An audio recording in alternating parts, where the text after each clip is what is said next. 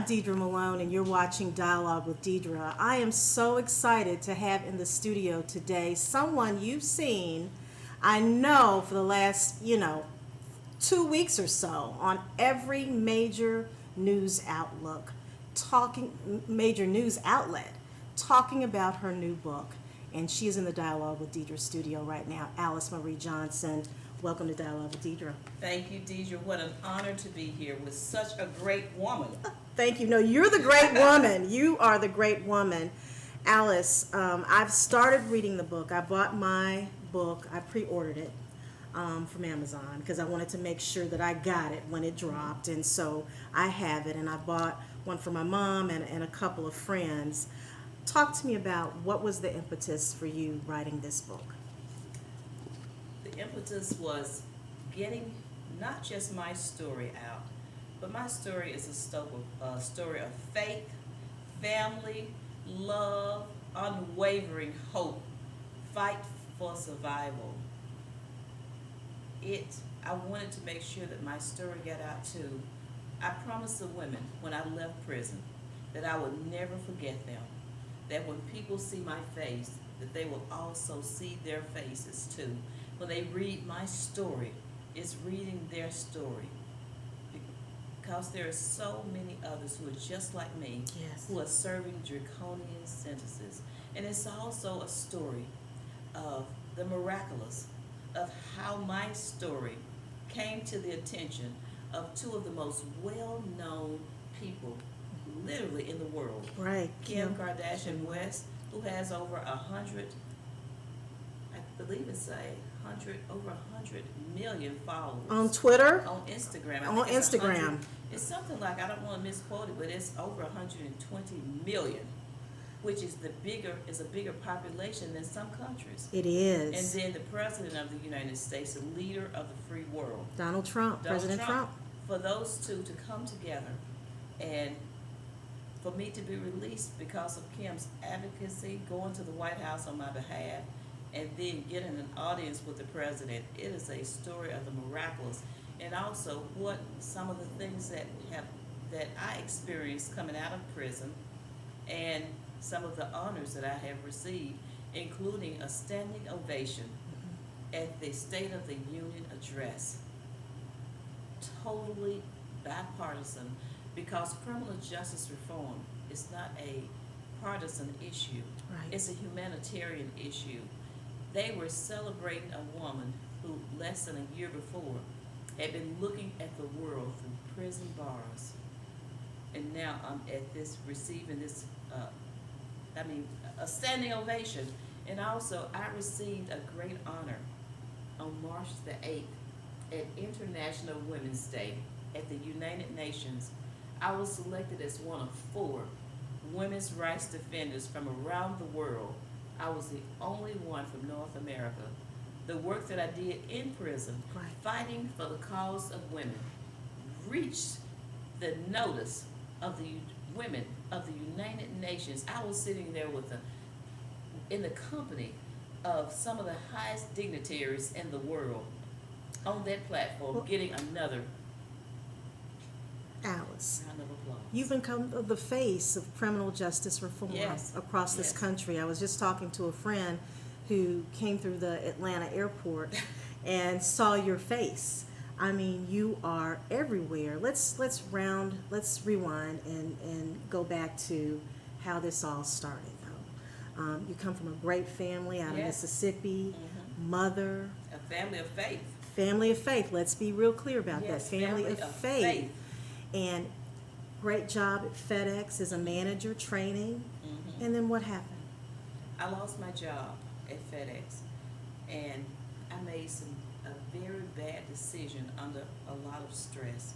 My house was being foreclosed on. I could barely even put food on the table for my 5 children. Even though I got a factory job, eventually my house had gone into foreclosure and I had lost my car. It had been repossessed. And an offer came for my telephone, literally, to pass messages as a telephone mule or information mule. And this protected the sellers and the buyers It protected the distributors from having that connection. Right, with But- each other. With each other, but I was not the drug courier. I didn't proffer the drug deals, but I was labeled as their boss because that is what they do. I had the phone records, they didn't. And in my case, I'd never been in trouble before, so I didn't know about the legal system that if you go to trial, it's you're taking a big risk that you're gonna lose.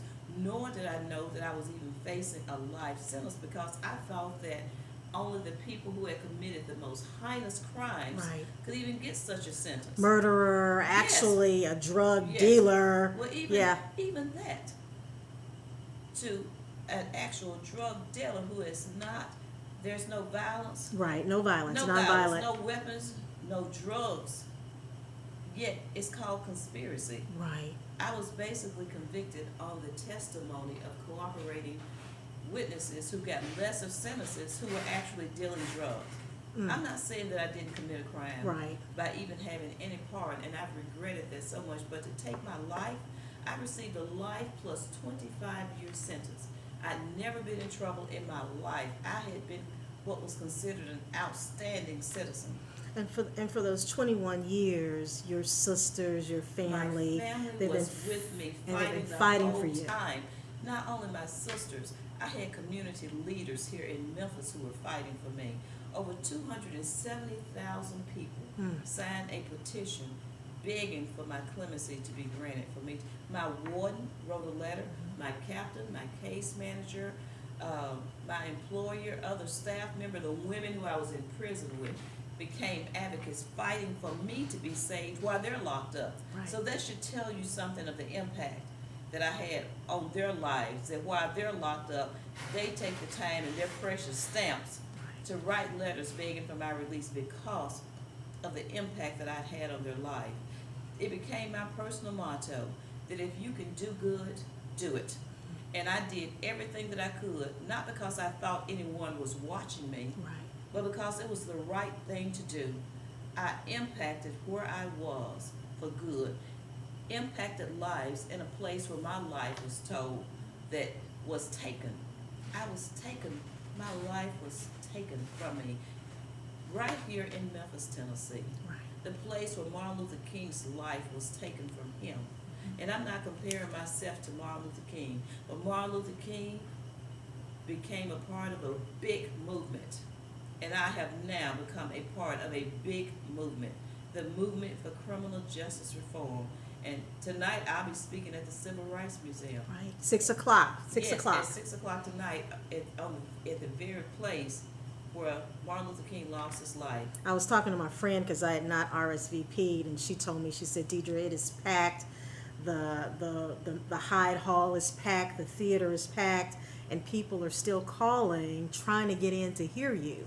They want to hear your story. That's amazing. And they want to purchase this book, Afterlife, My Journey from Incarceration to Freedom, with the foreword by Kim Kardashian West. So Kim actually saw your story She saw my story. online. I think it was Mike. Was that the name of the program? Mike.com. I did a video op-ed that went viral. Someone tweeted it out to her. She opened her phone up, and she said my face popped up.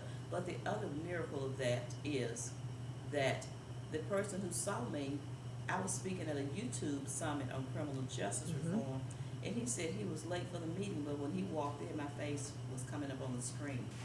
So all of these things were orchestrated by a power much greater than mine. Right. I call it divine intervention on my behalf, and the rest is history. I would encourage everyone to buy the book, not Yes. because I wrote it, because my story of faith and hope is not just a story. It's not a story about prison. It's not a story about a trial. It's not just a story of a woman who received this long sentence or went to prison. It's a story for all people. Right. It's a story of holding on to your hope, holding on to your faith, persevering through trials, and coming out victorious to literally take advantage of wherever you are. As long as you have breath in you, you can make a difference. Alice, I know you know you're tight on time because you have, interviews just out the wazoo. what would, if somebody's thinking about purchasing the book, what would be the number one takeaway you'd like for them to have after reading this book? Perseverance and hope. Don't let anyone ever take away your hope, because a person who is without hope, no matter what circumstance you find yourself in, no matter where you land at in life, what condition you might be in, don't ever let go of your hope. Every one of us have lost something in our life. We've experienced the death of a loved one, the death of freedom, the loss of freedom, the loss of a relationship, the loss of finances. But you can still have a life after these things have happened to you tragically. Well, let me just say, Alice Marie Johnson is an inspiration to all of us. I encourage you to buy this book. She is the face of criminal reform justice in this country right now, and as she mentioned, the United Nations. She was honored at the United Nations. So not just here in these great United States, but also abroad. So we thank you so much for being a guest today on Dialogue with Deidre. We appreciate you so much. And to our viewers, make sure you check out this book. It is a must read. A must read. Buy some for your family and friends, because you're lying to yourself if you think that this that happened to Miss Alice Marie Johnson can't happen to you and your family, because it can. So we all need to be a part of the fight for criminal justice reform. And she is the face of this movement right now. So let's lift her up in prayers and keep the faith like she has. Thank you so much, Miss Alice, for being on Dialogue with Deidre. Thank you, Deidre. Thank you so much. And you're welcome to come back anytime, because I know you're going to be doing more stuff, all right? Okay. Thank you so much. Love you, Deidre. You've been watching Dialogue with Deidre on the M1 TV network. Follow us on all of our social media platforms. Thank you so much and have a great day. Hi, I'm Deidre Malone, the host of Dialogue with Deidre. You can find us on the M1 TV network on YouTube. Subscribe and follow us. You can also find us on Facebook at M1 TV Network, Twitter, M1 TV Network 2, and Instagram, M1 TV Network 2. Please follow us so you can keep up to date with what's going on the M1 TV network with Dialogue with Deidre and Black Thought.